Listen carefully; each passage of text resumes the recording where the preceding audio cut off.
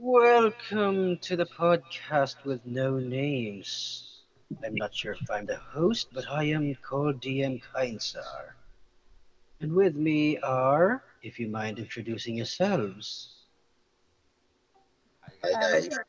Sure. Oh yeah, go ahead, Alphone.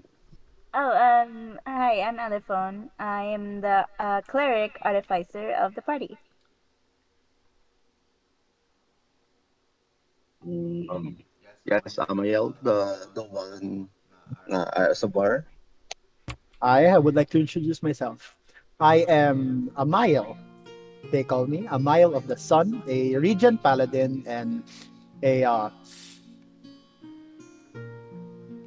yeah, fair enough. I am just there. Thank you. May I give the attention to my other opposite half, a paladin of the moon that I call my friend. Go ahead, my friend. Hello, thank you, my comrade in arms. I am Landmark here. I'm a sorcerer paladin of the Church of the Moon, and yeah, I would like to send my microphone to our god, uh, Ikotsu. Actually, when you said you're passing the microphone, your microphone is really far. Oh, really? Wait, hold on. That's Yeah, Yeah, that's better. there's another You problem. are my friend. My friend, your microphone is gathering some unwanted energies, my friend. It's very windy outside. Very fresh. Yeah, I'm sorry about that. It's pretty windy here. No problems. We had like It a just typhoon. happened. Well then, let's kickstart off our first podcast. This is the No Name Podcast. Me being the DM of this splendid party, sadly we are not complete, as it is only 3 members of the current 9. And I am DM Kainsar, the supposedly DM and quote-unquote god of their universe. And with me is an assisting DM called DM Strahd. DM Strahd, may you introduce? Hello, I am Strahd. Hi guys. I'm Carl, and yeah, I'll be assisting Dean Kainsar for today. So, Splendid. sorry.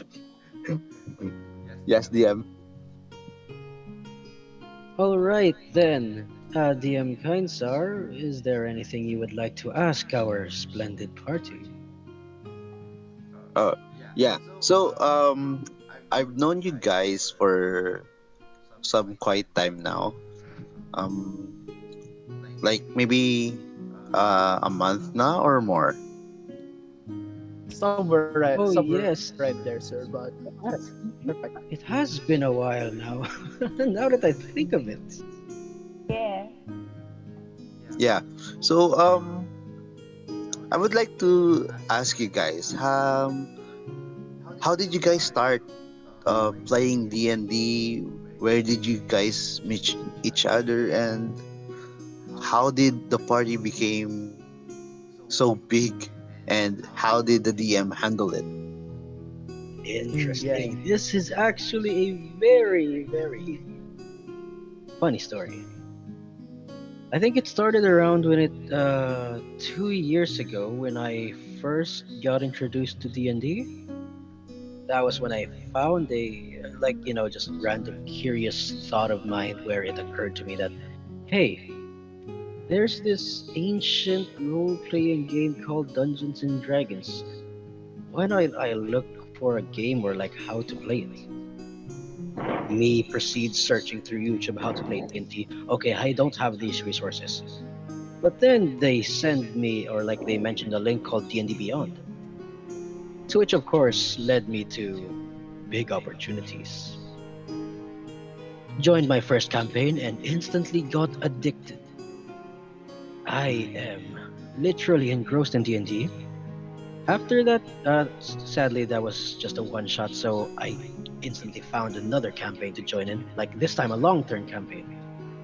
Spent time there, and after a while spending a time with this party I had, I decided to myself, like, why not be a DM? Yeah, why not be a DM? Of course, I'm still not confident in DMing random people. So I reached out to a friend group of a friend. Apparently, we still don't know each other. It was this crazy ass Team Fortress 2 cosplay group. Just posted a message saying that I'm planning to run a campaign. At least I need at least 3 to 4 players. But hey, well, hello. 7 people reached out to me. 7 goddamn people. Immediately. Yes, it was immediately like when I No hesitation. No Really? hesitation. Straight was like- invite, straight connection, straight jump into the server. No connection. No lag, straight. like I only knew 2 of them in that Team Fortress 2 cosplay group in Messenger.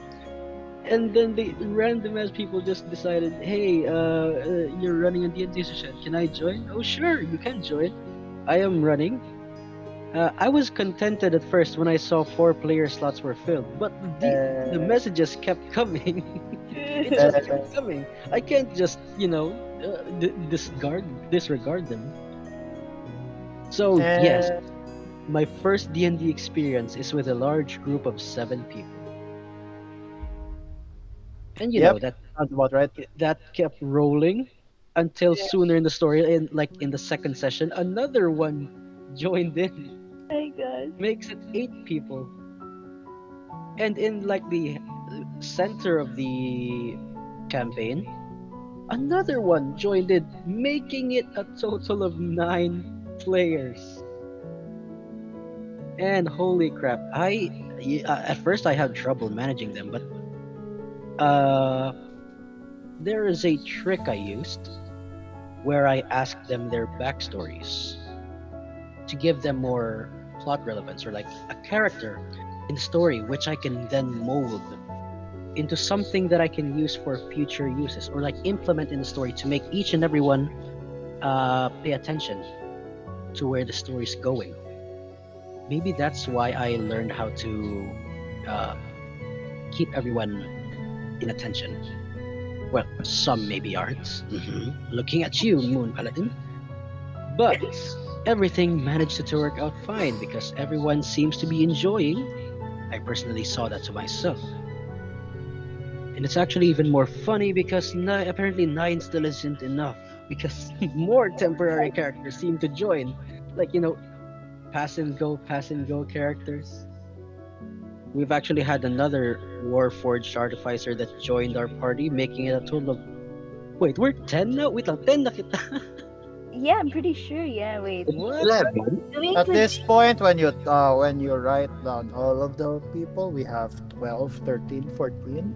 Yeah, I think Oh we did. my gosh, how come I didn't feel that? Yeah, I guess it just happened, doesn't it? Really? No, 15? No, 15 is too much. I think it's at most 14. True, Some true.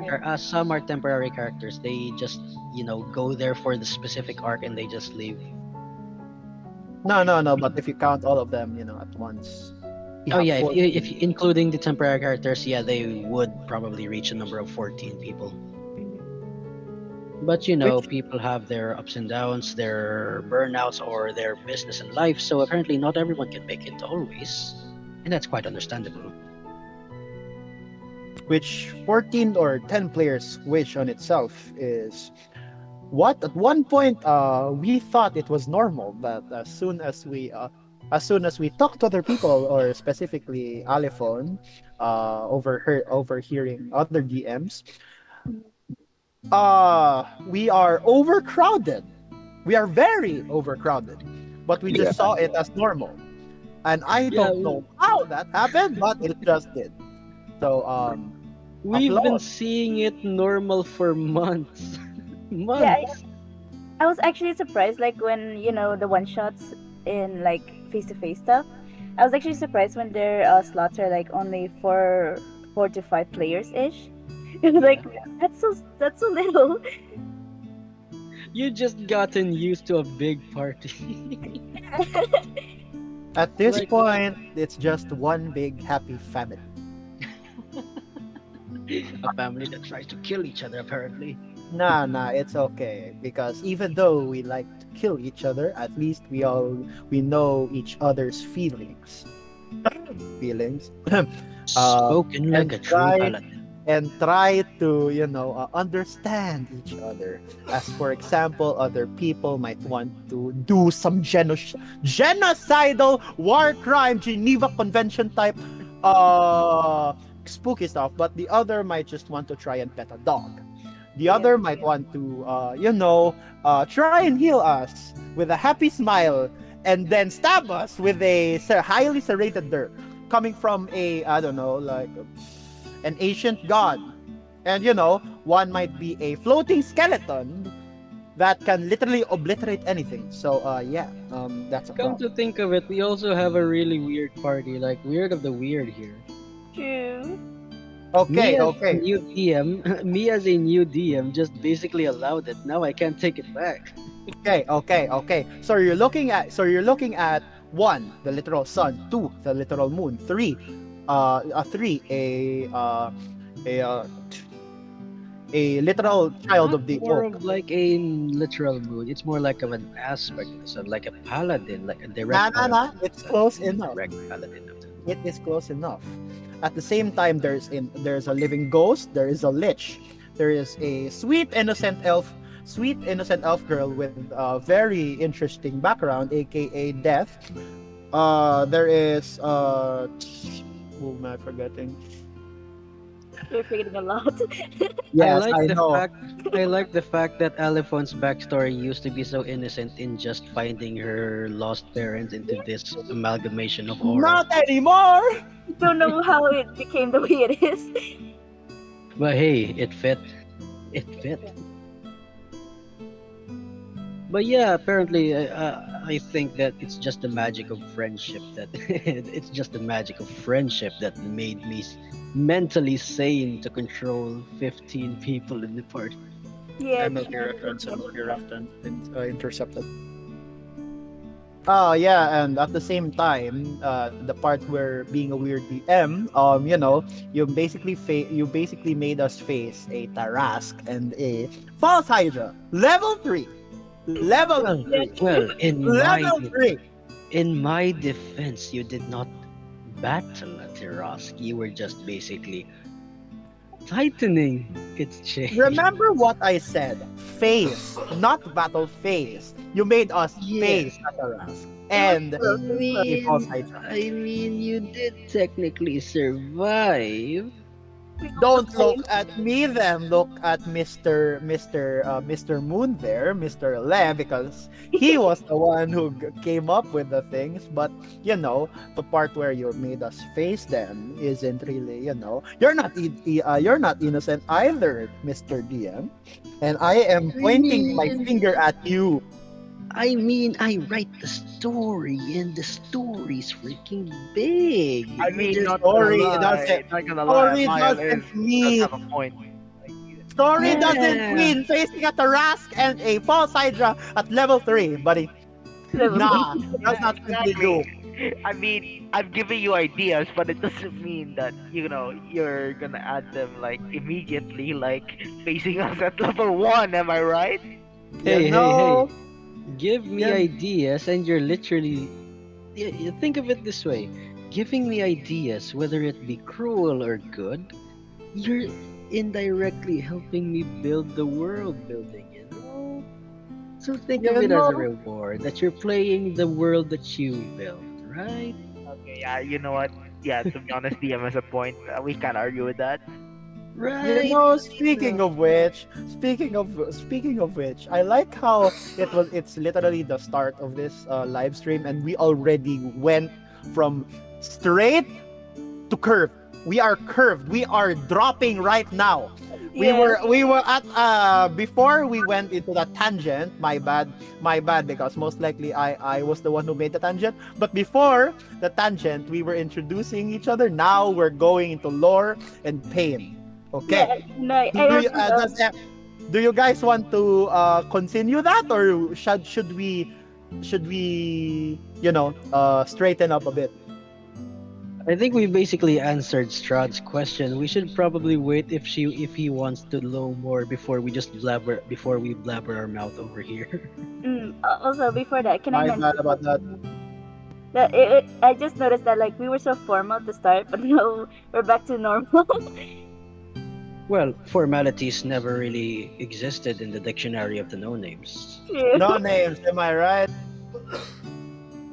Literally, Exactly. start of the campaign, we already start shouting, and somebody just says to me that I was drunk. No, I was not, Mister Vasmir. Literally, actually, the first interaction in the whole campaign, like our whole entire journey as a party, was Slippers. literally a spirit slapping me with a slipper. That's the first interaction. You know what? You And know what? Why don't we try to recollect everything that has happened and let's try to refresh our memory on what happened exactly from our session zero because that would be very fun to talk about. okay, so even with our limited numbers, well, everyone who has Oh, we share a joined lot session of zero. memories. Yeah. In session, it's the three of us, but all three here joined session zero. So it's gonna be split into two things. I think it's gonna be group one. Miss Alephone here would go start, or either that, or it's gonna be me and Sir Le here who's gonna start our own stories at session zero, Yeah. which I is gonna actually started with Spirit and Alephone first. Why not hear what did in session zero hell yeah. instead? Oh, sure. So yeah, my memory's a bit bad, but like I do recall that literally the exact first interaction with me and Spirit was like her slapping me with slipper, and like she was demanding my slippers, even though Alephone wasn't wearing the slippers, and she was just like confused. And like somehow along the way we just became friends, in character. It was actually really fun interaction. Wait, but technically you already know like Spirit in real life, right? Yeah, but Before I that. meant like in character, like our characters. Oh, right, right, right, Yeah. right. So like just random blue spirit just like came up to me and just like slapped me for some reason. And I guess like we just somehow started doing adventures together, like our own solo adventures, and we even Well, like it was minis. It wasn't actually adventures. You were just literally helping around poor people around the oh town. yeah, true. We just like getting money, and that's when we encountered this Stealing war, slippers. right? A letter for I think Gundram was the one that sent a letter to you. Ah, yes, true. But like before that, we encountered this. I forgot if it was a boar, right? The one that was like in the fence or something. Oh right, you Yeah, faced a boar at level one. yeah, true. Oh my gosh, yeah, that It was was a actually the first rampaging moment. boar. Is Um, this like sorry? Is this was your first campaign Lost Mines of Vandelver or a different? Precisely, it was lost. It is actually it was a modified version of Lost Mines of Endelver. Like I changed a lot of aspects to accommodate it with current circumstances. You know, after hearing the backstories of some parties. Oh, So so yes, from Lost uh, Mines of Vandelver going to or just oh, so just here's the timeline so far. So yes, the first campaign we did was Lost Mines of Endelver. It was a modified version of Lost Mines of Endelver. The second campaign we played is Tomb of Annihilation. This one is strictly module. Like I changed very little aspect of it. Didn't change a lot of it. This was a book where I gave players the experience of having to play in a strict modular system. So, in campaign one, I gave them a taste of like homebrew or something of that, and then campaign two, they experienced module. So the current campaign they're playing in right now is yes, Tyranny of Dragons, and this will be a very long one, apparently. Nice. Actually, Tuba Violation is one of my favorite campaign. Maybe second to Curse of Strahd. Well, I mean, it has a lot of puzzles and death lurking around the corner if your character isn't careful. Yeah. So, how long did you guys finish Tomb of Annihilation? This is where we get abnormal. And Fun here fact. we go. Let's go. We finished Tomb of Annihilation in around 2.5 months. Now, the reason why we finished Tomb of Annihilation in 2.5 months is because we've been playing for almost every day. Yeah. Teenagers, man. Pain, pain, pain, pain, pain, pain, pain, pain. So, if we stretch out, Dirt. if we stretch out our sessions in Tomb of Annihilation, we literally, in just those 2.5 months, we literally just played 2 years worth of D&D campaigns, Yeah. and that was wild. Our sessions are also like 4 to 6 hours long, so it's Yeah. really long. Often we reach until like so we usually start like 8 and then we end at like 1 or 2 a.m. Yeah, we end at 1 or 2 a.m. That is addiction. No. Ah, yes. No. Back it up. We didn't start. We didn't finish at 1. No, we finished at 3. 3 in the morning. That's a problem. That was special case. Even though everybody in there And- had class. No, yeah. there's also this part where after the session, some people would leave, yes, but some people will still stay behind and talk about what the hell happened in that session. Yep, Up until Lord. I 4 really feel a.m. that from Up until 4 a.m. So they literally just lore discussion every time they finish a session. That's how freaking addicted we are. Holy crap, we are. Yep. Addicted. Yep.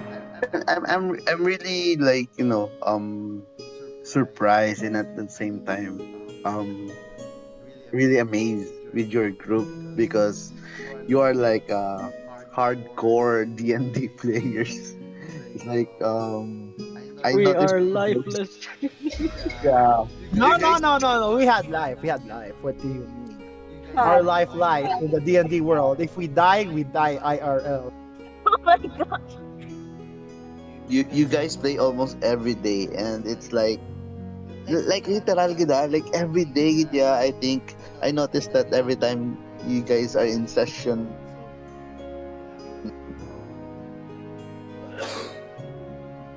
Oh no. Sir? Oh no, technical problems, sir. I repeat, technical problems. Your Sorry. there. Yeah, there you go. You're back. Sound check, sir. Sound check. Yeah, sound check. Sorry about that. Excellent, sir. Yeah, there you go. You're back. Yeah, We have you. Yeah, I was just praising your party. So anyways Alephone, Amiel, and Le, you guys I think are 100 or most of the time are players, right? Mhm. And also the DM Kainsar, can you guys tell me about your first ever character? Like Oh. how did you make your first character? This What's should your be inspiration? Go again. Go ahead, everyone. Explain how you made your first characters. This should be very amusing and very funny, but Very depends on what really is it. But may I ask a question, sir? I Sir? think just feel free to go ahead. No. I actually have a question. Is it the actual first character that we built, or will it be the first character we actually used in a campaign? Oh, nice. I think the first ever, yeah, I think both the first ever character you created and the one you used. Okay, which one? Who's gonna go first? You can go first. No. I'm good. I'm good. And even Ah, if I stop wanted to being go first, modest, Amiel. uh, You. Yeah, no, it's okay. It's okay. How about Le? He's gone a bit quiet. it's been quiet. He's gone a bit high. Le, Sir Le of the Moon, are you there? Nematia, squirrel of the tree. Here we go. I guess it's gonna be me. I guess so. No choice. And here we go. It depends, but if that's the case, which is it? Will it be the first character, the first ever character we built, or is it gonna be the first ever that we used in a campaign?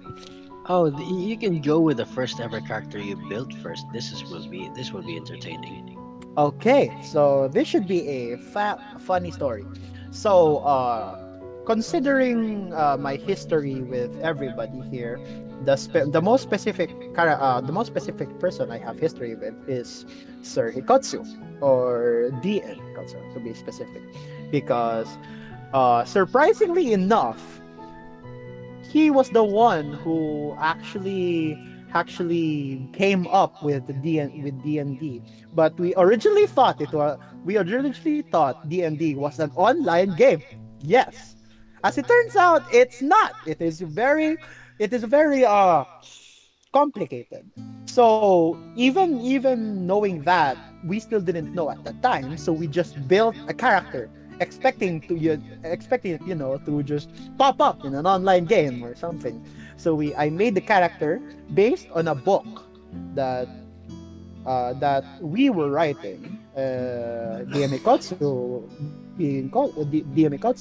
was the one who wrote that story, but uh, at one point I helped out. And my character was named Mori Van Hala.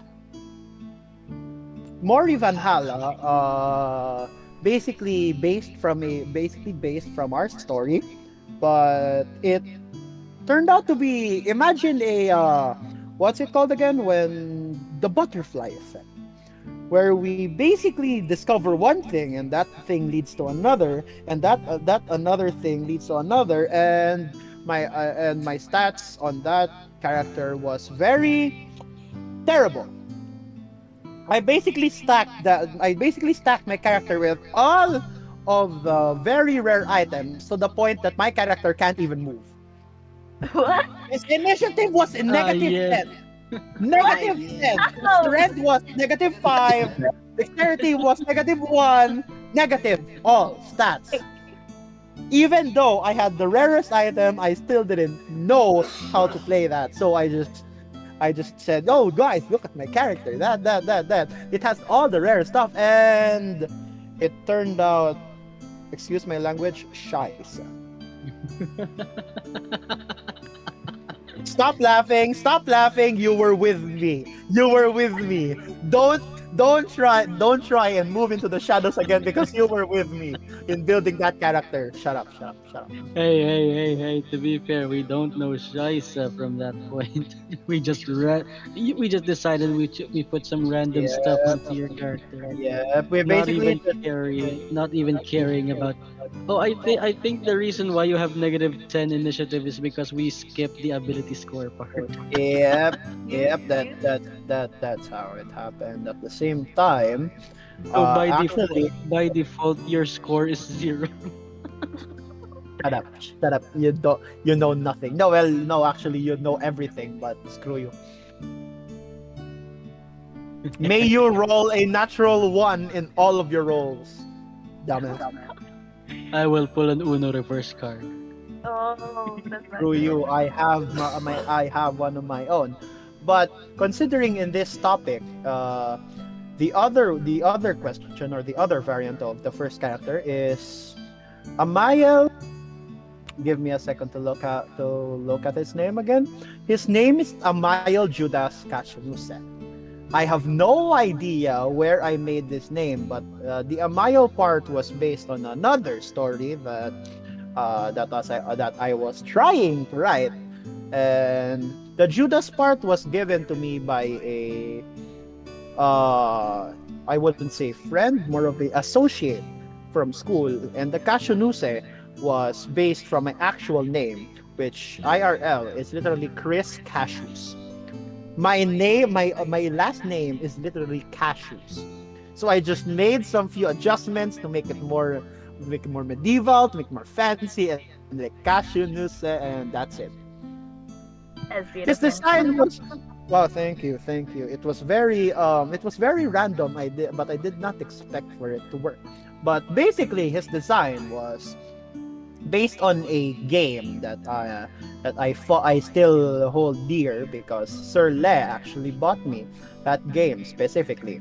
But I'm still not sure if it's legal to mention other games because copyright and stuff. But thanks to that, I found the design and I looked at his character and realized that I am in love with D&D thanks to this. So yeah, that's how my addiction started. Please help me, somebody, please. There's no escaping. I will break the glass ceiling. I will do it. Everything's according to plan. Through you. Real. So, how about you, Alephone? Um. Okay, so actually, back then I was actually really interested in D&D, but like when I actually went to read the like rules and stuff, I got intimidated by how much stuff there are, and so like somehow I found the D&D Beyond website like 3 years ago, and I made a character there who was surprisingly a tiefling bard, which is literally spirit. uh, but I never used that character in any campaign because I one didn't want to speak to like strangers and I was like intimidated by that, and also because I didn't really know how to like play D&D at all at the time. So that's when like years later when DM Kainsar like texted that message like he was looking for players. I was like immediately I wanted to join because there's my friends there too, and so it wouldn't be intimidating. It was a golden opportunity. Yeah, and actually the funny thing about that, because I usually put my phone on do not disturb, but like I guess that one day it was like off, so it's like perfect timing. Like holy moly, yep. I did not expect you were already trying to play, planning on playing to D&D, and then I just randomly texted, "Hey guys, I'm looking for 3 to 4 players to run a campaign. I'm a new DM, so please be gentle." Not anymore. True. And Hey guys, I just want 4 players, and immediately 7 players warp into the space and just T poses immediately. Um, may I ask who was no, the first 7 players? ooh, Ah, Who's gonna yes. say it? Who's gonna? No, no. I will DM. have the honor because I let will it go. relish the moment of these original players. Of course, we cannot forget the original players. That would be Amiel, our Hi, hi. our human paladin. Because I screwed up my interaction or introducing. Hello, I am Amiel. I am the paladin of the sun, and I see myself as righteous and in pain, and I want to die. Seriously, just let me sleep Moving already. Come on. on. The No, second no. member we have is Le Martyr, the paladin of the moon, who seems to be accompanying the paladin of the sun. Yes. the Uh. third. Yes. Go ahead, Sorry. Le. What were you about to say? Sorry. I was just introducing the originals. Go ahead if you want to speak something. Feel free to do so. I mean, my character was supposed to be a devoted paladin ve- who's actually apparently tiefling. His story is basically him being guilty of his own abyssal origin, so he became devoted to the moon as a quote unquote repentance to his own Like a sin. yep, Yes, reconciliation. of course that was my original idea. Yes, you did mention this on the session zero, and I think it still holds true up till now. Yes, yes, because my character is basically a sorcerer paladin since his abilities and magic is strong, but when it comes to him in fighting like melee, well, that's quite questionable on its term. I think you could already see that since you're my DM. Aw.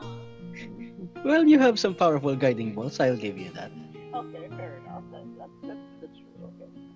Alright, moving on. So we have that Le Martyr, our Tiefling Paladin. Quite an odd combination if you ask me, but if it works, it works. The third one they met on the road, it would be Ivor. Now, Ivor is one of our weird characters as he was already an undead race. To which, well, I was still new at that time, I allowed, but I managed to balance it out. He is a undead warlock. That's his plan. Our fourth member would be a dragonborn druid, Vasmir. Oh, and Vasmir is literally MVP a lot of times. I'm sorry to say this, everyone. Sorry? Nah, you are absolutely correct. If only Vasmir was here, he'd also be talking a lot, probably. Sadly, he got cursed. I tried to give him. I tried to stack buffs for him to be fine, but I think he's currently sick. But or that, or he's busy of doing stuff. So Quite sadly, understandable. But yes, Vasmir is our fourth player. The fifth player would be Alephone. I think she already told her introduction. And of course, the sixth player would be Spirit. Spirits is another unusual race as she was also already undead at the beginning of the campaign. Well, of course, I also balanced her out. Stupid flying speed, though. Well, continuing. The seventh player. Wait, seventh player. Wait, sino yung seventh player? Ito? oh, Was it Snafu? oh no. Snafu joined a bit. Snafu joined a bit earlier. So Ah. basically, it was Amaya. It was me. Hello everyone. Me. Wait. It's gonna be Spirit. It's gonna be Vasmir. Yeah, I think we can count. Alephone. I think we can count Snafu since he joined Yeah. second session. I think first session was like 6 players only, and then Snafu joined. Snafu joined, making it a total of 7. After 7 players, Connor jumped in the middle of the campaign. Right? When we finished Umbram Solis. Yep. That seems about right. Yep, so to wrap it up, yes, those were the original 7 players. That would be Amiel, Amiel the human paladin, Le the tiefling paladin, Vasmir the dragonborn druid, Ivor the undead warlock, Spirit the undead bard, Alephone the half-elf cleric, and finally Snafu the human fighter. And does that answer your question of the originals? Nice. So- Don't tell the others. I love everyone. Bro. No favoritism. Bro. For That's now. a real pain. For now, he says. That. So, My friend. So with that, did you guys have any like problems at first playing D&D? Like understanding the rules and maybe other most and you Exactly. Yeah, a lot. There's a lot of moments like I accidentally I accidentally let Vasmir transform into a giant ape at third level. We don't talk about that. We don't talk about that. That was lore accurate, man. Yeah, they're accurate. That It was was in the lore moment. accurate. Yeah, we just covered it up as divine intervention. Yep. No. There was no cover up. Nothing happened. Nothing happened. What was it Nothing called? happened. Hey, guys. No. Say it with me. was You say it it with me. was Ivor set fire. Ivor set fire to the forest, to the trees, and then Vasmir turned into a giant ape and threw burning trees at the monster. Gentlemen, say it with me. Everybody, say it with me. Let's go. Nothing happened. Okay? Please say it. Nothing happened. Right? Right? No witnesses. Happy. No, it. There we go. Perfect. Yeah, there's a lot of heavy DM mistakes. Like, seriously, a lot. I think even till now, I still make mistakes, but every DM has a flaw. We just don't say anything about the mistakes because if it's going good for us, Advantageous. Yeah. Wait, you've been keeping this entire time? Just kidding. Not really. Not We really. do not speak of that. Oh. No. But DM. But personally, in my side, we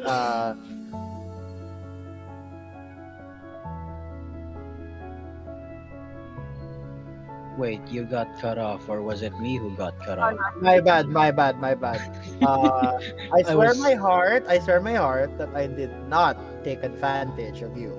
I was just I was listening to every word you say, and I was just following. So by my heart as the paladin of the sun, I did not do anything malicious. I'll take your word. However, the same However. cannot be said to these. Just kidding. Nah, we didn't take advantage out of anything. But in my side first, Or did yes, we? I did. Oh God, you just made it worse. Like, come on, man, don't do it. Why would you do that? I'm not sure. Oh God. I'm just gonna follow you in good faith. Oh god. Good. It was a blood first like session. May question ko sa inyo. So, you guys discussed na about your first characters and also your I think, first game, wala pa. Pero like, ha-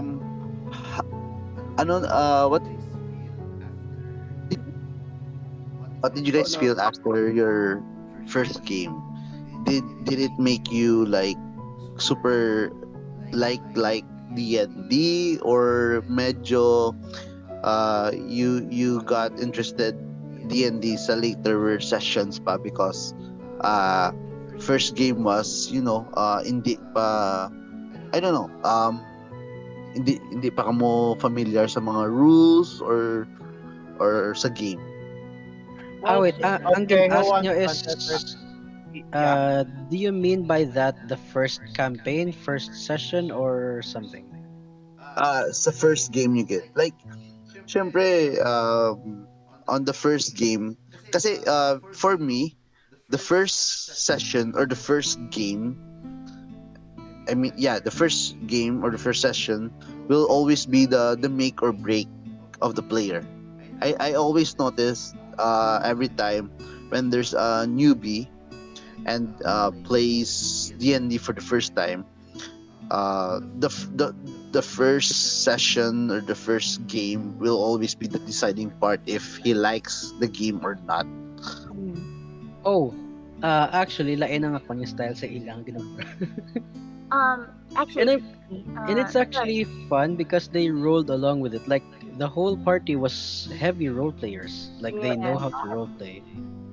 So, like, from day one, actually, we didn't start at session 1. We started at session 0. They were finding random quests to do in Neverwinter.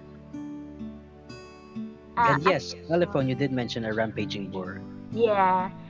Sorry to interrupt real quick, but can we go back to the last question? Because I don't think Le answered the question yet. Sure. Yeah. What was the last question again? Like, what was your first character and, like, the first character you used in... Oh yeah. Oh Mm-hmm. yeah, Yeah. I think I already answered that. Oh, you Like did? I said, like my first character was Le Martyr. He's Ah, a tiefling paladin. Yeah. oh, right, right. Just making sure. No, it's fine. It's fine. It's fine. I understand. But yeah, continuing, what was it, Alephone, yung ginaginawa mo? Wala na. Just making sure that they answered the question too. Ah, right, Mhm. right. Okay, so yeah, my style in introducing to them to D&D is literally right off the bat. It was a risky move, alright. But since me knowing, or rather gathering information on who the players are and what their strength and weaknesses are, I knew that some of them were good at role playing. So why not use a session zero to familiarize themselves with how D&D works? Mm. So Oh, of course I gave them random quests in Neverwinter. The first quest was to test out their skills, to make them roll acrobatics, stealth or something like that, perception. The second quest I gave them was how to use their attacks, whether it be melee or spells. And finally, the third quest I gave them was purely roleplay to see how good they roleplay at.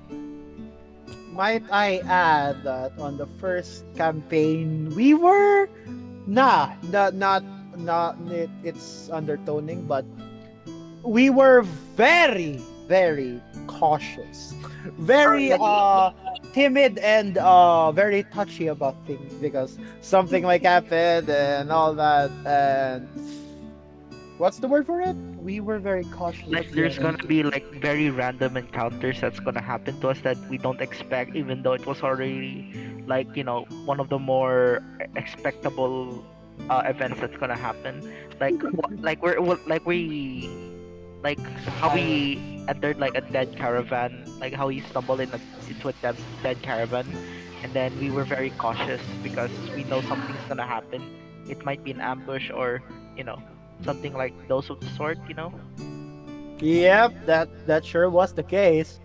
And let's not and most likely it will be put up in this Yeah, note. yeah, But definitely. you Like know, the cave thing, the over planning. oh Oh yes, I god, would love to that talk was about that. one hell of a night. Yep.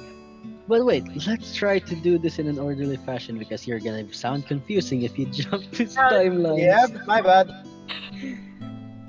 So yeah, I need to actually. I'm curious about this. What do you guys feel after like the first session, the part where Gundram already hired you? You were already being sent to Fandolin to transport the goods, and then you just randomly saw this uh, dead horses on the pathway. Well, you Very instantly. terrifying. very terrified, and at the same time we felt there was something's bad about to happen. Oi, oi, oi, oi. I think we might get copyrighted yeah. for that now. I personally, I was surprised. I was like, oh gosh, we're really starting. Like, this is really happening right now. Not only that, out of all the maps, DM chose the most photorealistic one. So the images of the dead horses were very horrifying, to be exact. So we were very I on edge mean, after that. I mean, bro, if my PC was powerful, I would have put a video map, an animated map. But yeah, I mean, you took care of the goblins pretty much easily with your party number. I mean, a party number of 7 is not to be laughed at. I think you also mentioned to me like we had like good positioning for our level. Yes, you also had good positioning. Like, it's like you're already a natural born team. Like you have these two tanks in the front, spellcasters at the back, just dealing range damage so that you won't risk getting hit by multiple goblins at once. It's like you've already. I feel cheated that time. Like they're Oh, good. Excellent, excellent. We did great, guys. We did great. Also with the extremely high AC of brother Amiel here. Like it's an 18 AC, 18 AC at level 1. 19. I think that was 19. It was 18. Wala ka nagkuha sang defense nga fighting style though. Damn, too bad. Yep, but you were wearing a chainmail armor. Like, holy moly, that increased your AC a lot. Yeah, but it Yeah, kind of gave us disadvantage because we couldn't really do stealth because of the, clink, the clink, chain You clink. message. rattle, rattle, Exactly, rattle. exactly. But hey, I mean, who needs stealth if there's no witnesses? You True. literally, you literally murdered every goblin right there. To which, of Yeah, course, you head directly to Phandalin, even though that you literally just missed the pathway leading Yeah, to because a cave. we were so like worried at that time. We're just like, let's go. Vasmir might say, maybe, okay, Gundrum's horse is dead on the pathway. Maybe he's at Phandalin. We were very paranoid at that time. There we go. They found the word. Still Very Let's here. not paranoid or over suspicious. Vasmir with a voice mod. Let's not stray from the path. We'll just go to Phandalin. Maybe he's there. Yeah. Yeah. Funny thing is, we were supposed to just leave the cart there, but I think we just decided to just wait. The cart might not be safe. It might get stolen. So we should put the cart into somewhere safer. But it still got stolen. That's What? it did get stolen, but because of my bad. But continuing from there, that was very creepy. My bad. Well, what you did on that part was literally just unload the cart and put it in your inn or room in the inn. It still got stolen. Well, technically, yeah. But what happened was, well, you went back to the strange path you saw actually. But this was actually session 2 now, because I think we ended session 1 at Phandalin when Yep. all of you rested, right? Yeah, yeah. Yeah, that's the case. Yeah, so after that first encounter with the goblins and the perilous trail that was literally right in front of you, but you decided to leave the beeline directly to Phandalin. I did not Oh expect god. that, to be honest. How did you The feel with your first session there? painful and very funny. Very exciting. Did you Well, guys that. did you guys like think na I want to do this again, maybe uh the feeling that I don't want to end this session or something like that. Because I think your session 1 is like a cliffhanger somehow. Oh, actually, DM Strahd, that's my trick in the book. Very. That's how I keep getting them hooked. I end it on cliffhangers. Even now, even now, the cave still needs to be explored. Your characters didn't get a long rest. My gosh. I always tend to end sessions on a cliffhanger for the players to look forward in the next session. And it's got to the point that like we're low-key addicted to like playing D&D so much. Yep. Yeah, it's really nice that I'm really amazed with your group talaga kasi you guys are playing every day and minimum of like maybe 4 hours, so it's Yes. really nice. And as what Alephone and I was talking a few days ago, I think, no, last week maybe, like I can notice the difference from the day that I met you guys and comparing to Dana, because you guys are much more mature and you already know the most of the rulings of D&D. So um yeah, it's like your character progression now. You started at level 1, now you're at level 15 or higher, So Yes, yeah.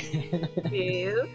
it makes me, it makes me happy that you guys are so. Oh man, time flies because like maybe a month ago or a few weeks Oh. ago, you were just like, oh, you're. I think most of you guys are playing just as a home brew, so it was nice that to see your characters progress.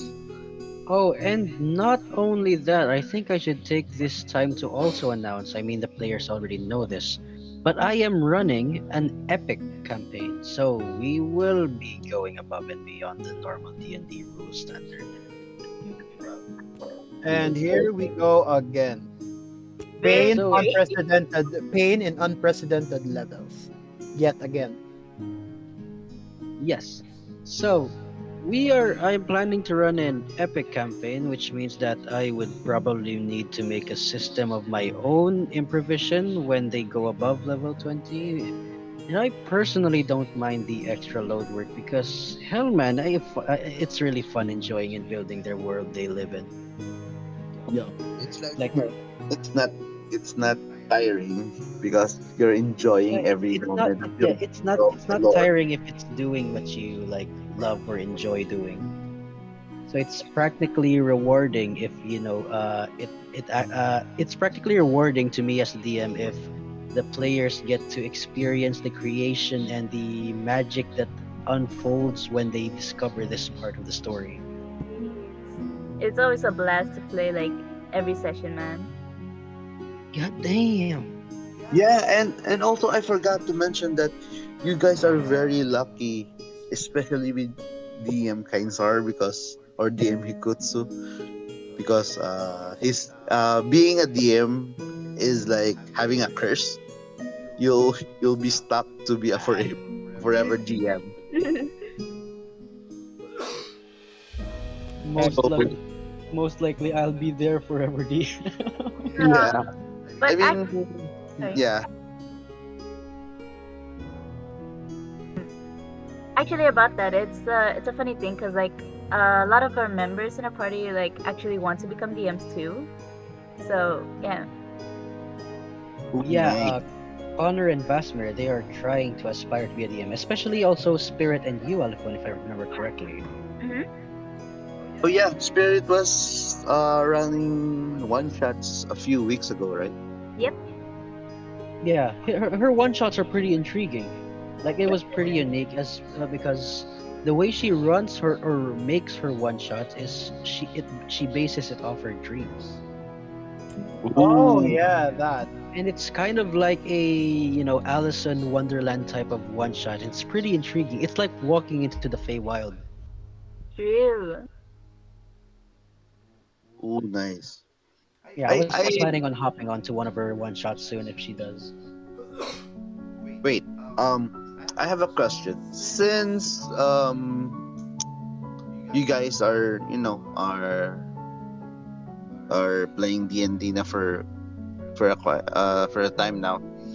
Um, did you guys read the rules of D&D or did you just start like let's just start playing D&D and just fuck the rules whatever. Fuck the rules. Start D&D. Really? Yeah, exactly. Yes. That's what we basically did. Start the game. We Fuck just you. said fuck the rules, start D&D. I was the only one who read the rules, and I was the only one keeping them on a leash. We Yeah. relied on you. It was basically gung ho, bitches. Let's do this. Woo! Yeah, so like if they want to do something, I either I look up the rules or just what, I'll just make up my own rule. Okay, you want to throw your sword? Roll me athletics. Yeah, like And that's the funny thing because DM Hikotsu here was actually was actually at one point a writer for a solid 3 years, and I was there to help him write that, and another party member of ours, Rocky.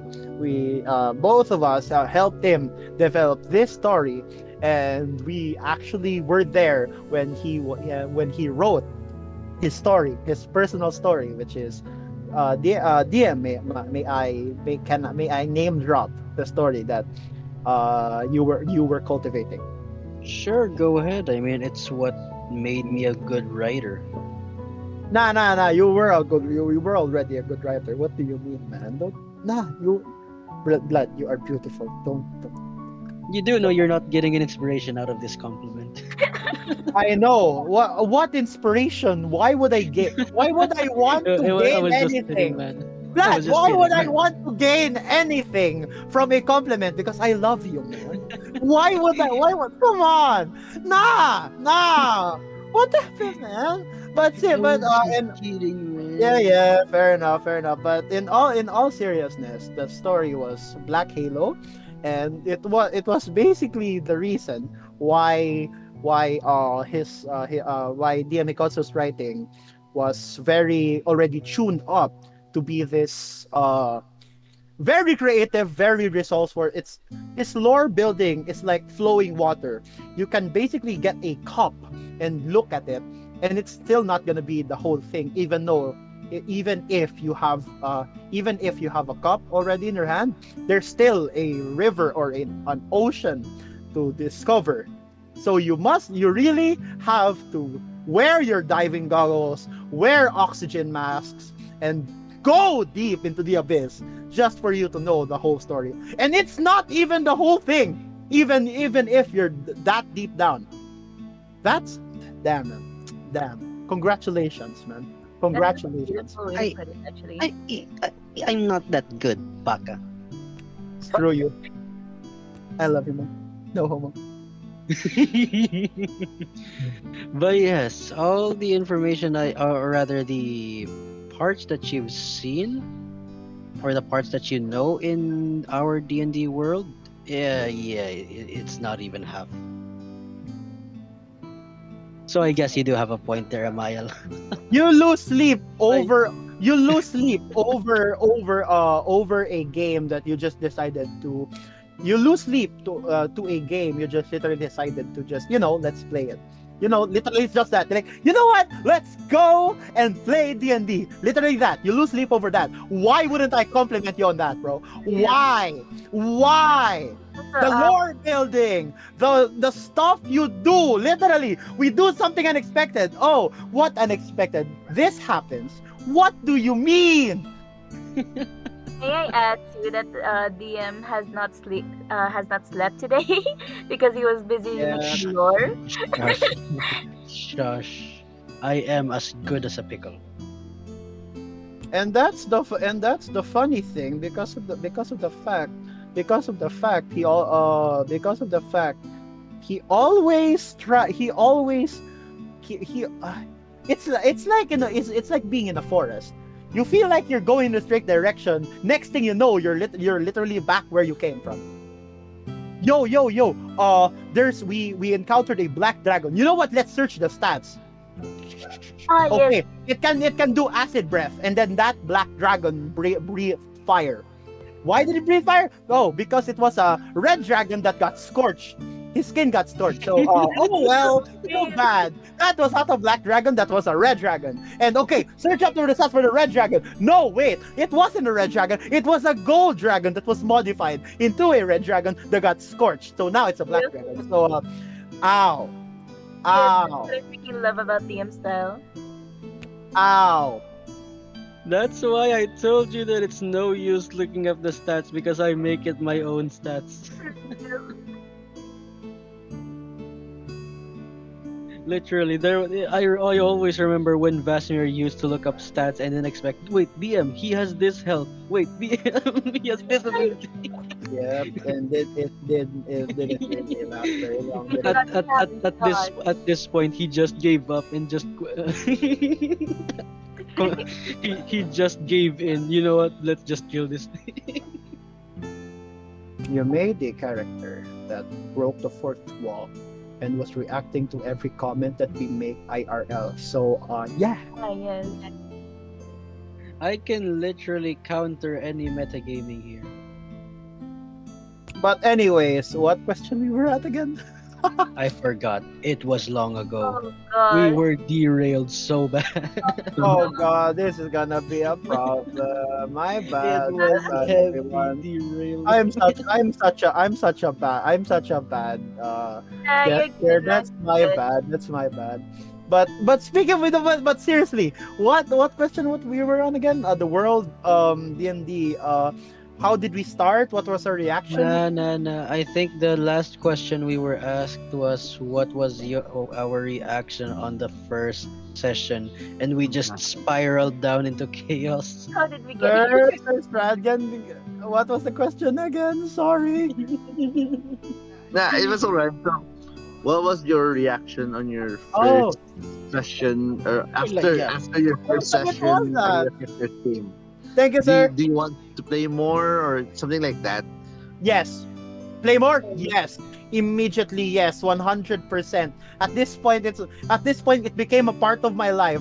It Yes. became a part to the point where if the family were to go on a family gathering or a party or such, I would literally just go to the side, put on earphones or what I can scavenge from my bag, and will literally just sit there at the edge of the party eating, for example, a whole plate of chicken biryani. And we'll just sit there listening if they call on my name or if it's my turn to fight. So yeah, D&D is a addiction. D&D is No, a rather Sedge, even if you can't see the map, you just enter the call and think it's a podcast. You can join it. yes. Yeah. Nah, it's not a podcast. It's a audiobook. Yeah. It's Actually, an the audio D&D. is if I could describe like this year in one word for me, it would definitely be D&D, because like the entire year has been consumed by D&D, like literally. Bro. But personally, besides all the point, D&D changed my life. D&D changed my Real, life. for real. Actually, it Nah, also changed mine. Like, finally, I stopped playing League that much. let's go. Let's go. But seriously, man, it gave me it gave me someone that I can love, you know. Okay, my bad. Okay, taking a step back. But seriously, to answer your question, sir, yeah, definitely, sir. As a still a beginner player, sir, I will still play the hell out of D&D, whoever and whatever the case is, sir. I will still play it. Yes, for real. Spoken like a true paladin. Yeah. Of course. But yes, So, Mael, you just did a freaking paladin speech there. Holy crap. Literally. My bad. It was meant to become a paladin, man. You're just destined to become a real life paladin. Yeah. Wow, thank you guys. Thanks. so Damn. I think, di ba, I've heard na Aleph, I think Alephone, you shared naman your first character, right? It's the tiefling bard. Yep. And also Le and Amiel. So DM Hikutsu, I don't know, or if I can recall, what was your first character? Edgelord. Straight up Edgelord. I can confirm I was there. Edgelord.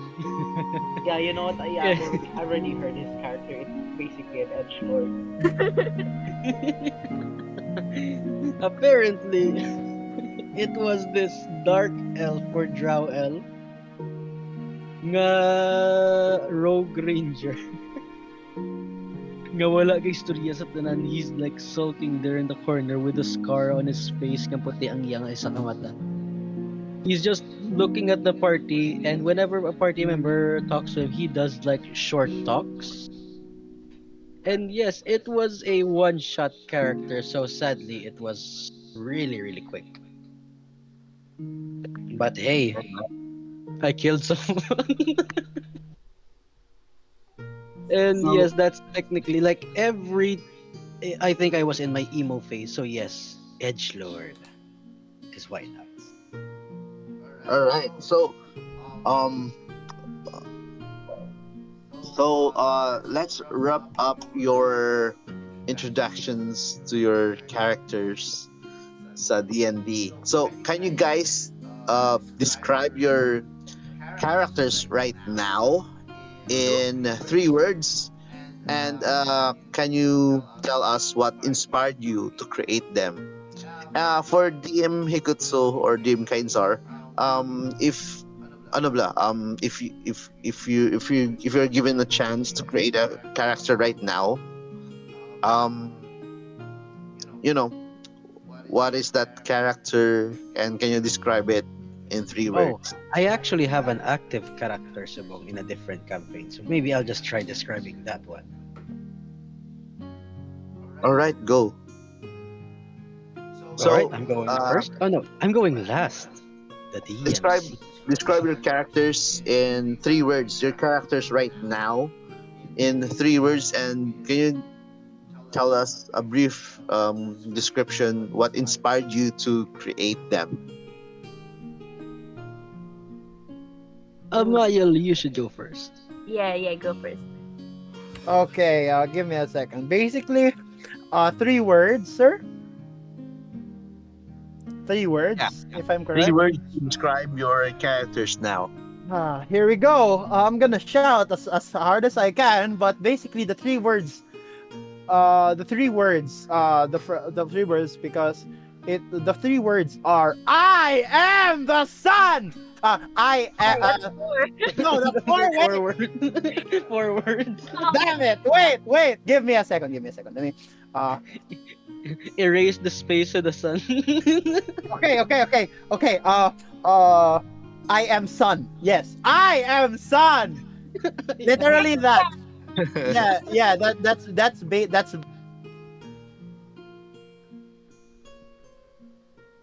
I am sun. Shisha bot.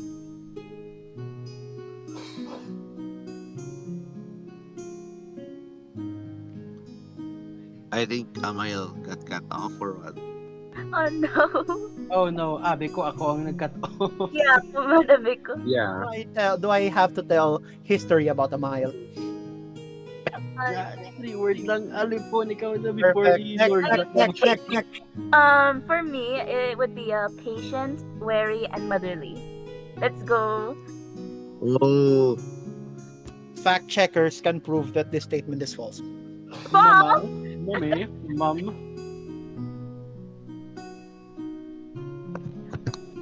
Oh no. Wait lang, nag-cut off ko? Oh no. Oh no, you're good. no, you're good. Yeah, How about smile. uh, Lematia, Sir Squirrel of the Trees, are you there? Yes, of course, I'm always. Describe your characters in 3 words now. I am paladin.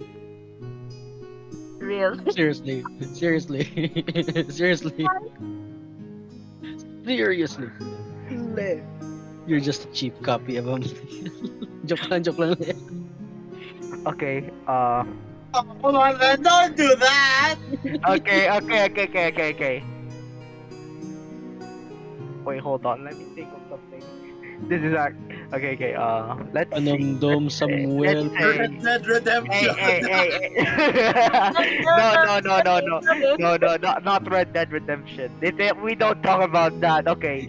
So It is 3 words. okay, 3 words that could describe my character. Let's see. Tanky sorcerer boy. Fair Ooh. enough. Nice. Yeah, because since Le is basically a mix of, I mean, he has like he's very good with magic, but he's also very heavily armored in terms of his own stats. So he is very, let's say, tanky when it comes to him taking hits. I actually like that about Al's playstyle. It's really interesting. Yep, attack sorcerer. That's a new thing in the book. Actually, gina-match na siya ni DM Strahd. Actually, to be honest, okay. Have you guys watched any anime? Why? Because my first because Le is basically inspired by the anime called Knights in Magic. Oh. It's basically a mecha anime. So that was my first. Supposed to be Leo, was supposed to be let's say Warforged, but I decided nah. It was a bit. It's a bit too, uh, it's a bit too, cliche to be a Warforged, to be a little bit, you know, to be very tanky. So I decided to go with Paladin, but with a sorcerer build. You know. That's cool. Yeah, pretty interesting combination. And how about you, Hey, Liam? it works. Yeah. Okay, wait, me. It's. I guess it's now come to me. Well, apparently, in all these years our time together, I have seldom mentioned a name called Lan Ferry. Well, as you can see, Lan Ferry is a high elf artificer, artillerist. So if I can describe him in 3 words, he is wily, burst, and inventive. I say inventive, but I get my ideas from Nacho. Don't tell him. Oh shoot, really? That's some new news. Yes. Remember mo tong all-in-one niya kanan na Nacho, hindi mo sa una? Oh yeah. Lan Ferry made that sa amon campaign. Oh my. I can switch cannons every round. But yes, that would be my character in 3 words. Nice. And holy moly. So, we know that DM Kainsar is the forever DM, and maybe you guys will be the forever players, or maybe in the future, basi mag-DM ka mo, right? So, as for DM Kainsar and for the rest, what's your favorite aspect of being the dungeon master? And also some mga players, what's your favorite aspect also for being the players in D&D? Who wants to go first? Because I would literally say world building and lore building. Of course, that's expected. Let's go. Who's gonna go first, guys? How about Le this time? Cause Yeah, Le, it's now your turn. Share your thoughts. Oh wait, what was it? Sorry. Nah. Wait, Wow. What are your favorite aspects if you were to be a DM? Well, it's the roleplay part and the character and the world building, because you're basically,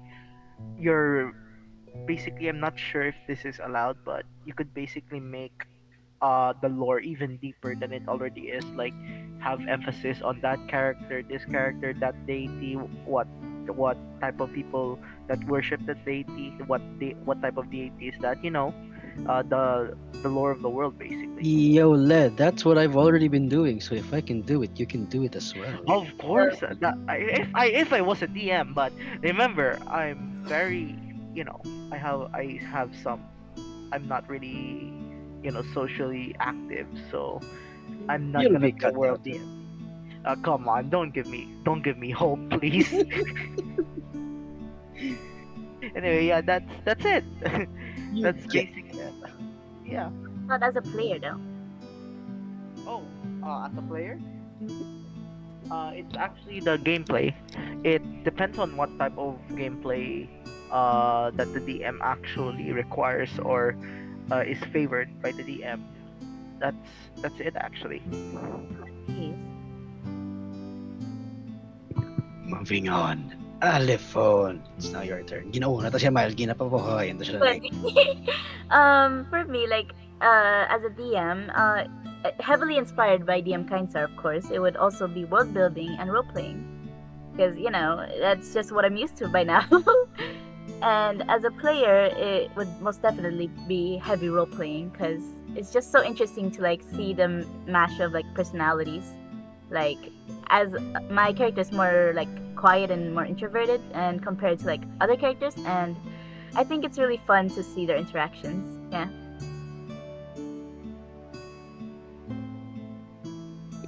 God damn.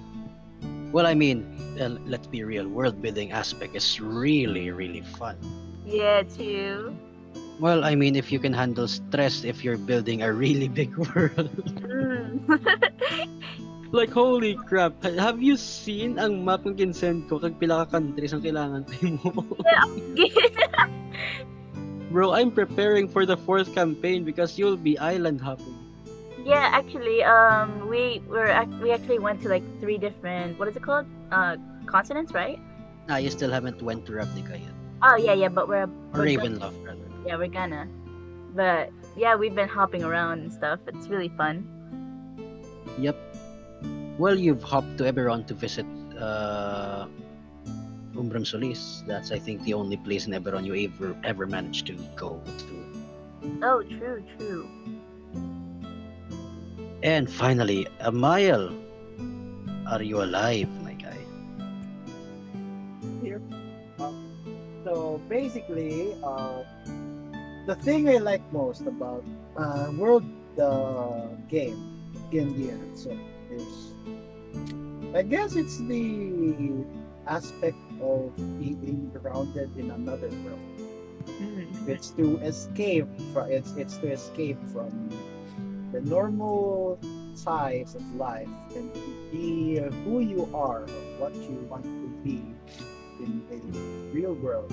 Whether that may be chaotic tendencies and you want to do good in a person's life, even though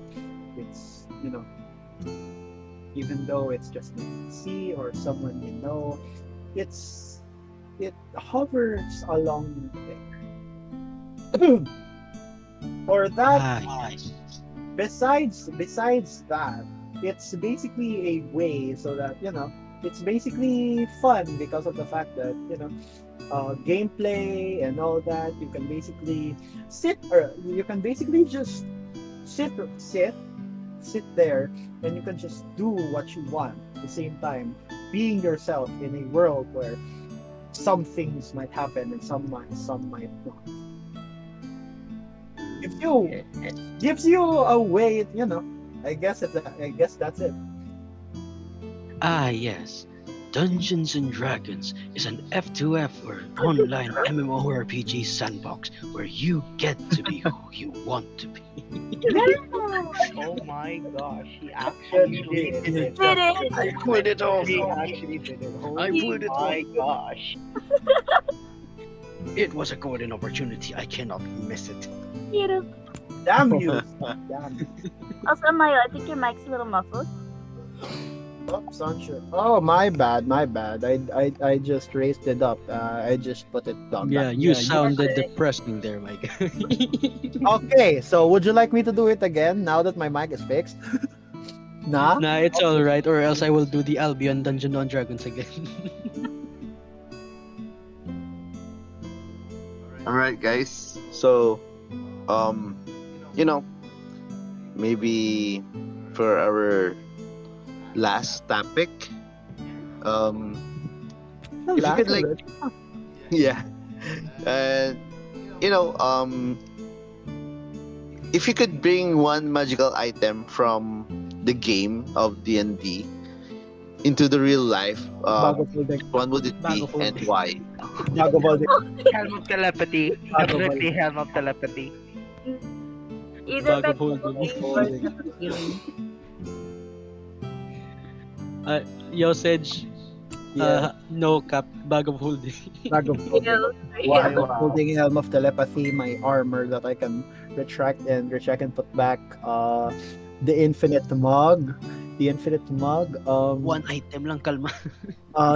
It's a list. It's a bucket list. You cannot simply say what one item you can put back because you're gonna have a list. 1,000 items, and that's just it. I don't even know more, but there might be more that can benefit me IRL. I don't know, you can just buy a teleportation helm and you can just don't know about you guys, but there's a lot. of things you can buy. But currently, you know what, you guys go first. Yes, but let's decide a final. Let me see. I mean, a folding boat would also be fun.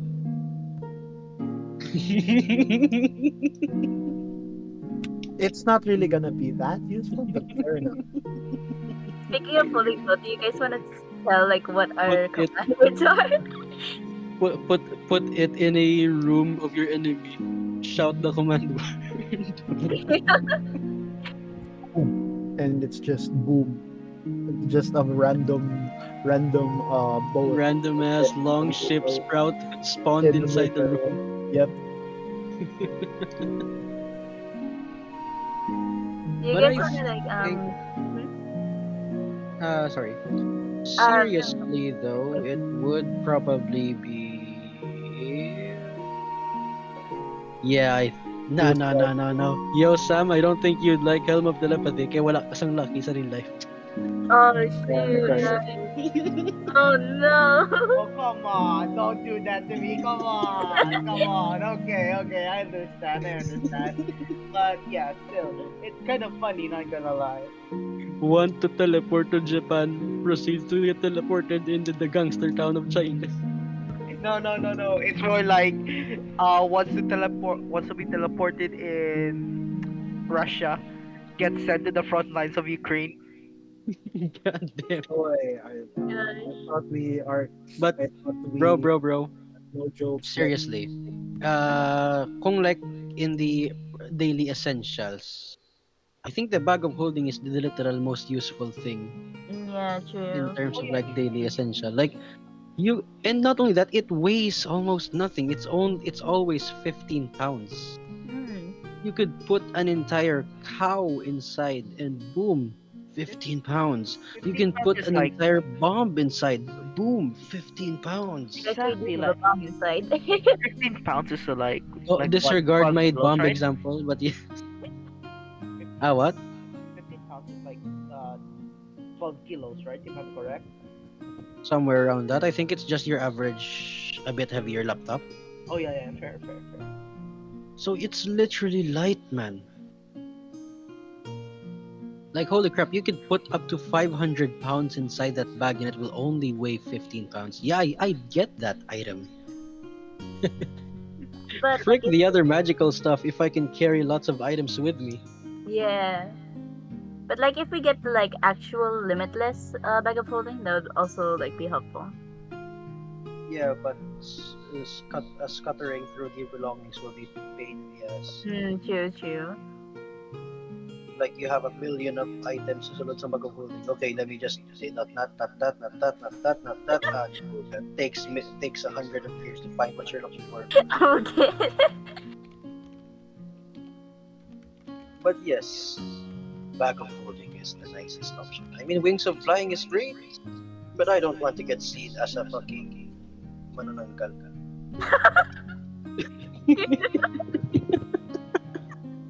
It literally sprouts bat wings or angel wings. I don't want to be seen as an angel also. I'm not a saint. Mga tigulang sa balay. Uy, okay. Wait, what did I miss? What did I miss? Bag of, wings of flying. Either you'd get mistaken by a manananggal or an angel.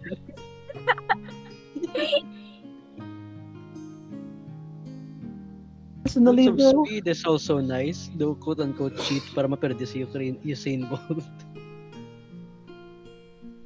Yeah. But yes, I'm sticking with friggin' bag of holding. I agree. That seems to be the most convenient one. And hell, if I don't find it useful, I would probably give it to my wife. She would die for that. she's still gonna make it a fashion thing. You know that, right? At least unlimited stuff. Unlimited stuff inside. Hindi pa na. Yes, ano yun yung thoughts yan? No. Actually, that's the thing. Aren't bags of aren't the women's bags already are bags of holding because they can just pull out anything from those little tiny handbags? You might be Bro, surprised. think of it like Out this there. way. They can put all of their bag of holdings, quote unquote bag of holdings, inside this bag of holdings. Oh, never mind. That's a bad idea. Yeah, very bad idea. Oh dear. Disregard what I said. Very. But yes, I guess that concludes our topic. Everyone's going for bag of holding. No. Actually, I think I should. I would choose. Oh dear. What's Nah, that? not screw you. Screw that. I'm gonna do my own thing. I'm gonna do my own thing. Basically, personally, I would get. It's just a funny thing, but I would get. This is a homebrew item, but I would get my armor or a Miles armor. Oh, It's literally called a cast-off plate armor. Yeah. You can literally just summon. You can literally just summon it out of will, and all that, and can protect. For example, you just walk. You're just walking along the street. No. Not only that. Considering it's part of his lore. The sword is also part of his armor. So basically, you're just walking there. And then boom! Suddenly, a guy attacks you. Oh, look! Now I am fully armored and I have a flaming sword. What are you gonna do now? Feel perpetrator? Haha! I am now fully armored. Oh no, he has a gun. Ha! His but a scratch. that's genius. But yeah, I'm still friggin' holding my ground in the back. Yeah. Back You out. could literally Hold stuff a person inside and quote unquote kill them without a trace. Valid argument. Mm. Like for real. Like you can just stuff a person inside a bag of holding and nobody would know how they died. Damn or no. It seems to me that you are trying to plan some very suspicious things there. No, Oh no. dear. It's for self-defense. Self-defense, he says. This is when we'll rise up and we're gonna go hunting. We're gonna hunt Kainsar. Like as a party. I will be the next Kira Yoshikage.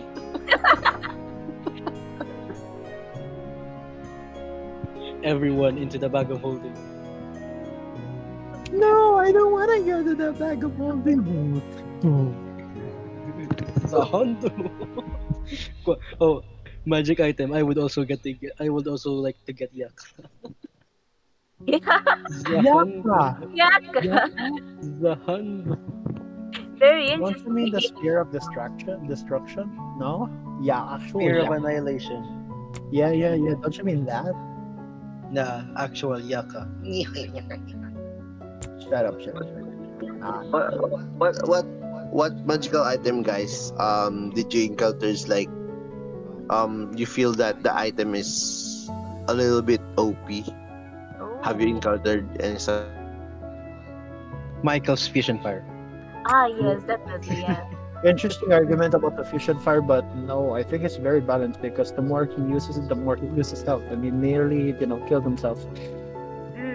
Actually, think of Well, it. He's yes, like actually. But imagine my guy.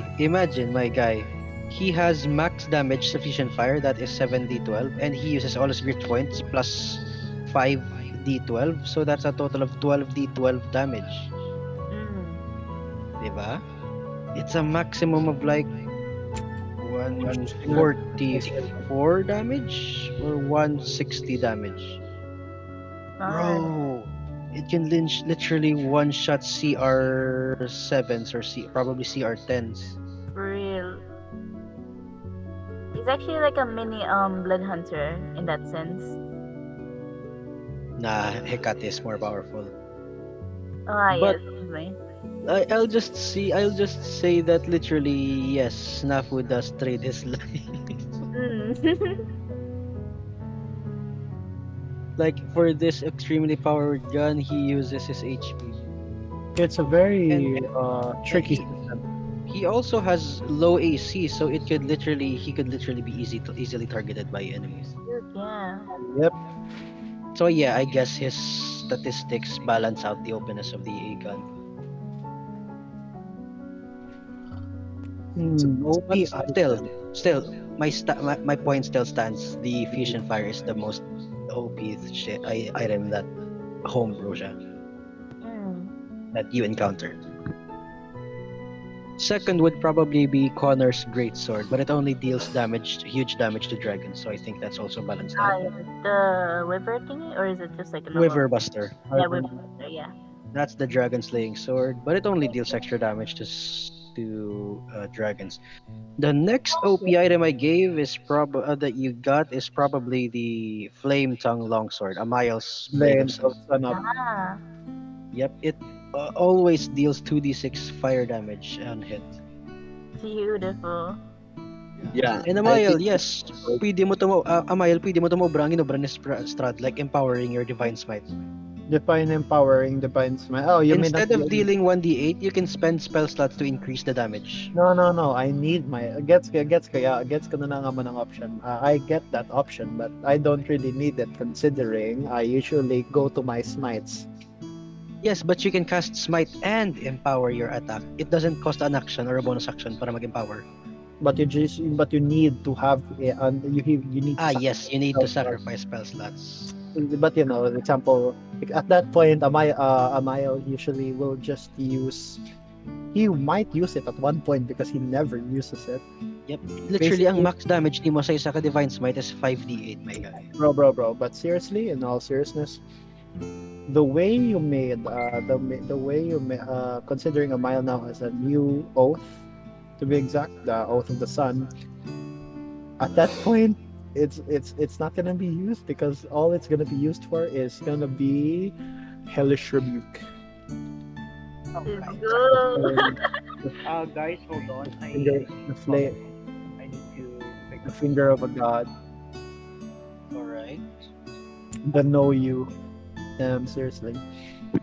Yeah, and probably another OP item that you guys encountered are probably Starstones. Oh, yes. Finger of a god. Alright. Yeah, Starstone. But Starstones are extremely rare, and you literally have a chance of dying if you try to True. Yep. get them actively. Yeah, and they So get yes, yeah. I don't think you'd rush getting Starstones for now.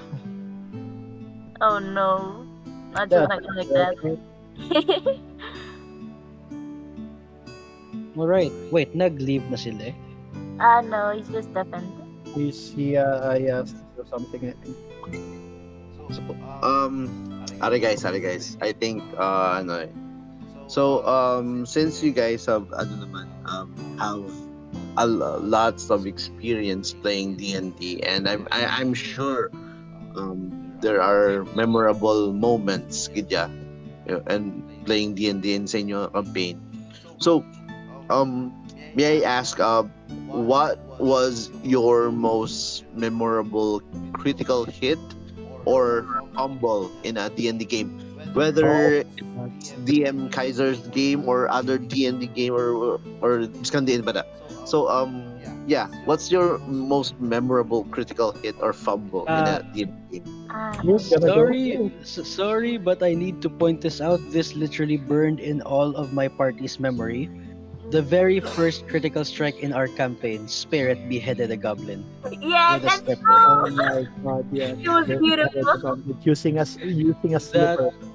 That was the most memorable crit in our table. No. She literally rolled a natural 20 on a dying goblin, No. decapitating him with a slipper. With a slipper, there we go. Jesus Christ, that was the most funniest excuse me for my language, funniest shice ever, because one does not simply behead a goblin using a rubber slipper at that point, but it happened very quickly too. And I think another combo that's worth notable is literally Rocky killing a beholder Oh my god, that was one hell. with the Okay, disintegration, 7th level disintegration and an 8th level witch bolt. Dude, yeah. He literally annihilated the beholder. That was very nice. Yes, Rocky dealt a max damage of 114. Sama My to nga attack. 140. Okay. No, not 14. 40. 40. 140 Oh god. damage to the beholder. And Oh god. holy Jesus. That was really, I mean, sorceress man. Sorceress man. From Oh, the words yeah, go ahead. from the words of from the words of from the words of Sir Amiel of the Sun in Goblinese, problema na. Problema na. And of Problema na. course, we also can't forget the combo ni Amiel, Ivor, and Basmir on taking their first dragon kill. Oh my god, Oh, that yeah. that The that was very supposed to first be dragon scripted. kill. That was supposed to be scripted. He ran away. That was supposed to be scripted. Basically, what happened was Amaya literally jumped out of a wall and flew through a flaming spear off the side. It fell down. Then, then what happened again? Then after that, Vasmir. Ivor, Vasmir cast Thorn Whip para hindi siya makalapad, and then you threw the flaming spear, and Ivor casted Eldritch Blast. Oh my god! Jesus Christ, that was one hell of a combo. I have to say. That was a Love that. The dragon was about to fly away. Yeah, was that's what he was supposed to fly down. away. Nope, not anymore. He died right then and there. Beautiful.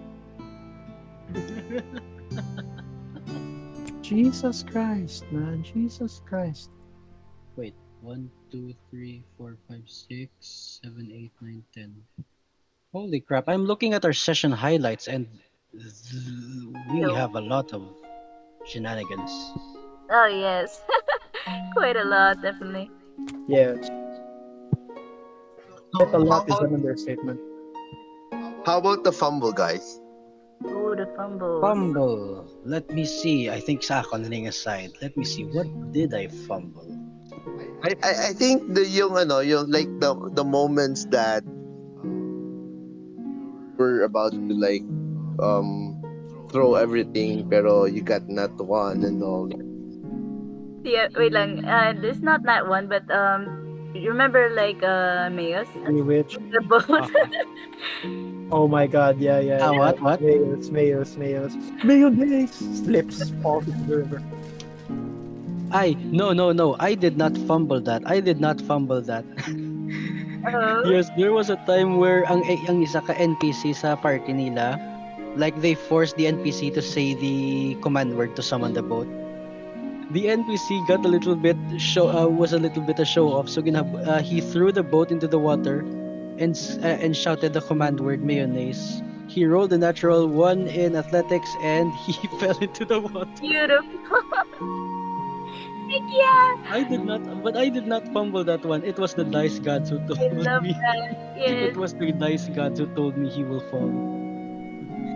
Rick, Will he yes. land on the boat? No, he will fall. It was this perfect timing too. And But let that me character see. died. I think the only memorable part where I remember fumbling my rolls was probably in your early levels when you were about to die. You know, sa False Hydra. Oh, Oh freaking my that. god. Oh my gosh. Yep, that was probably the only time I fumbled my roll when he got a Wait, nat wait. 20 on all of your roll and Yeah. all of your roll low Gosh. saves. Can you explain why you said false either? Should we give the viewers context or should we just Yeah, leave you it It do. to was a large aberration with a lot of head that can make multi attacks depending on how many heads he has. okay, so it was basically a false hydra, but not a false hydra at the same time. So we just decided to call it the false hydra. Yay! Yes. It was But yes, absolutely perfect. actually I think that was the only like memorable moment you can fumble kung roll. Heck yeah. Usually I follow the rules, but I think I've fumbled some, but if I can't remember man yun. Valid. It's probably on low stuff like uh it's probably like small things like the party wants to find inscriptions. You know what? Let them find inscriptions. It's not gonna help them under the investigations anyway. Fuck you. Hey, you're the one who told me that you want to find inscriptions. I'm just giving what you want. You want to feel smart? Joke lang. Fuck We're you. trying our best. But yes, I think those are the only times I fumble my rule. Kung hindi gid relevant kita mo sa ano. Mhm. But if they roll 5 and if they roll like 5 par gid na if they roll lower than 5, then yes, I will not fumble it. It's too unfair. Yeah, understandable. I think before I used to fumble because I used to have like a mercy on my players because Oh, yeah, but then lately I cannot show them my roles na, especially during in combat. But Yep. for role play purposes, no, I don't show them my roles because again I mean roll sometimes save. for the some modules plus the story. Yep. And not only that, yes, I also follow your lead because of the fact that I only like do public roles on combat. I mean, makita mo sa dice rolls nga channel kada mag-combat dira ko roll Yeah. para makita sa tanan so that like everything's fair. So yes, like in combat situations, we literally never should fumble rules. I Yeah. mean, why not? I mean, if the enemies roll natural 20 at this point, I'm confident my players will survive. Probably. oh dear. I mean, Led just took 2 natural 20s, or rather 3 natural 20s sa isa ka barbarian, and he still survived. Right, Led? Exactly. Depends. I was even shocked of how Avon survived. Like, the You were dice 11 HP. the dice gods wanted me to die, but for some reason it was like my character. Okay, it was like hold on, I'm not done here in this earth yet. You broke your helm of the Like yeah, true. I think my head was supposed to be decapitated from my Yeah. body, but for some reason it didn't. Like the helmet somewhat, it somewhat protected my head from getting blasted off or getting decapitated. Somewhat he says, bro. Somewhat, bro. It took the impact, bro. That Helm of Telepathy is literally a bunch of magical trash now. What do you mean? Okay, Well, it okay, did fair, save his fair. life. Actually, I noticed that the dice gods really love to like put our characters near death, like low health, and that's when we're able to defeat them, right? Yeah, it's really nice. Like Oh, even by with the way, the I still need to ask you this question. Is the Yeah? balancing of the game right? It's not too hard, it's not too easy. Actually, it's a little bit hard, gane. Yeah, but I think that's what makes it nice. It's what makes it nice. I'm gonna keep it hard. I think for campaign Tyranny of Dragons, and also with our levels na level 15, I guess being hard close to impossible is okay. Yep. I mean, in normal D&D terms, level 15 and a group of 9 level Yeah. 15s is literally demigods, diba? They're literally close Yeah. to demigods na. Almost yeah. a champion. Yeah, so it's really understandable that you'd be facing more stronger people. Yeah, our only issue is that if like kung mayroon ta members bala na wala da, and like if we're low on members, that's when we fight. Yeah, that's the problem. where the issue is, and you'd resort to piloting. I also I think I think na panumduman ko, I think I know na the problem with the party siguro. Why we are so mechanical also. when dealing with enemies. And I'm gonna suggest it on our next session with you You, guys. you still have a cave to explore, so yes, there's a lot. Yeah. Well, I guess that wraps up our conversation. Wait, is that the last topic? Yeah. So yeah, we've been talking for around 2 hours. Actually, you Really? guys did the Oh, talking for almost 2 hours. Almost. I did not feel So that. My God. yeah, oh, as if how we're sad. just like ano lang, we're just like having a Um, conversation lang and all. But Yeah. yeah, so hopefully the audience or the listeners would hang out since you guys are a party of 9. So maybe the other members could join sa podcast and they could introduce themselves and share their adventures and all. Oh hell yeah! We would I like actually that. we would actually welcome like experience talking and those usual tavern talks where where adventurers share their adventures with other adventurers. Yeah, yeah. Like we could compare our adventures and stuff. Yes. Mm-hmm. So So yeah, if anyone would be like willing, I mean, we've already talked to Carter, and she literally became one of our top initiators of conversations, Mm. and it really turns out good. So we're open to people talking to us as well.